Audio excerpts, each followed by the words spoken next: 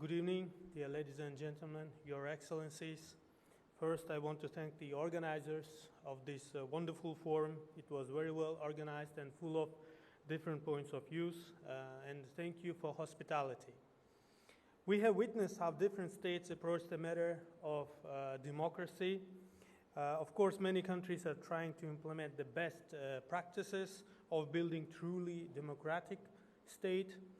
And every state has its own model, as has been discussed throughout the 1.5 days today and yesterday.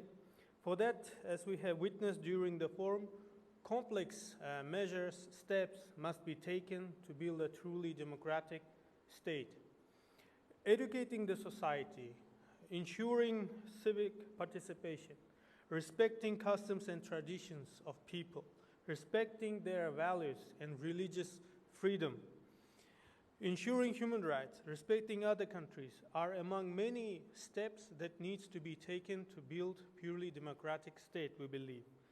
Accordingly, Uzbekistan has been also implementing international best practices of good governance. Very importantly, these processes have been happening with respect to its long-time statehood experience, centuries-old common values and traditions of people living in Uzbekistan, where more than 130 nationalities live. To ensure civic participation, dialogue with people is in the cornerstone of reforms and changes happening in the country. As such, important decisions are made, including adopting laws and strategic documents only after public consultations.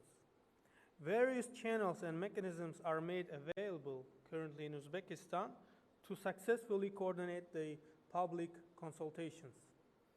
Uzbek president also says that the society should be the initiator of reforms. He also says that public officials should serve the people, not the vice versa.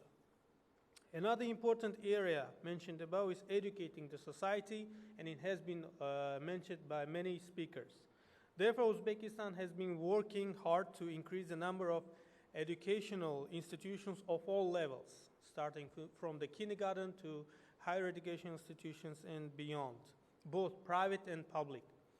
As an example, if in 2016 there were 77 higher educational institutions, now there are more than 200 of them in the country, including foreign and private higher educational institutions, which are also very popular.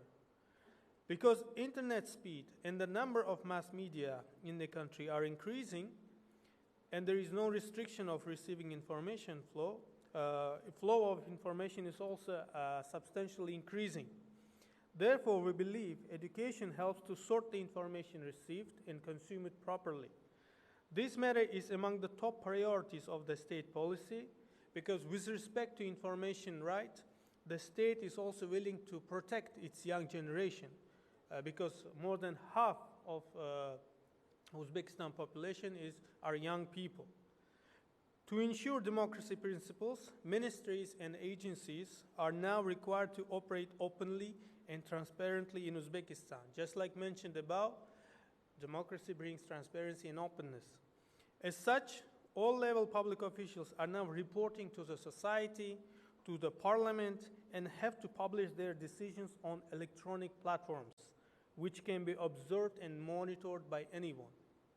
By this, accountability of the officials is also ensured. Country has been carrying out administrative reforms to bring officials even closer to the ordinary people and decentralize the authority so that people can solve their issues in their neighborhoods. Besides, Uzbekistan has been decreasing state apparatus to reduce bureaucracy. So there are less and less officials in Uzbekistan now.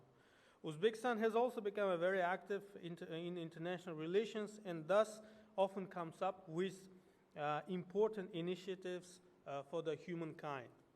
Dear ladies and gentlemen, Uzbek society wants these positive changes, democratic changes to continue, and as such, they think legal assurance at the highest level is very much important.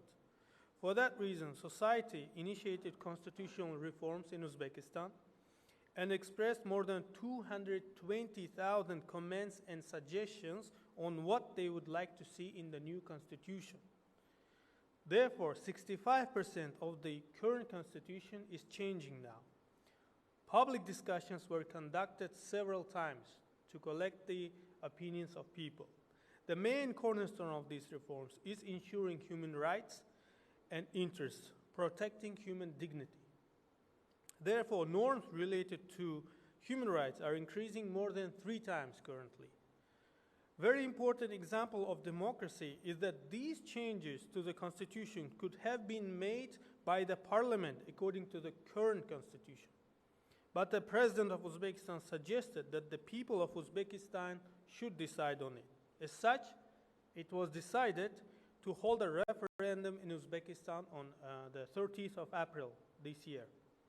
These steps taken also guarantee democratic principles, i.e., participation of citizens in governance. In conclusion, I would like to thank you very much for your attention and sharing your points of view on this important topic. I believe we have learned a lot about the forms of democracy, about the fact that there is no one that fits all. And I want to thank the organizers once again for inviting us to this wonderful forum. Thank you, all the best.